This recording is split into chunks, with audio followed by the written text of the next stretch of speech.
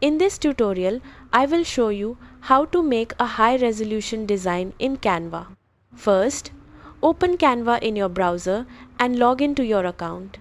Once you are on the Canva homepage, open the design you want to export in high resolution. Before downloading, make sure your design size is large enough. If you are creating a new design, click Create a Design and choose Custom Size. Set the width and height to the size you need, using pixels, inches, or millimeters depending on your project. After your design is ready, go to the top right corner of the editor and click the Share button. From the menu that appears, select Download.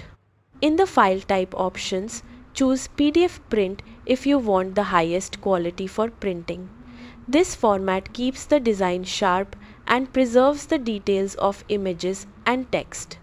If you need an image file instead, you can choose PNG and increase the size or quality settings if the option is available. Once your settings are selected, click Download and Canva will export the design to your device in high resolution.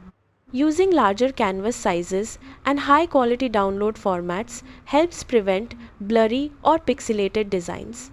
That is how you make a high resolution Canva design.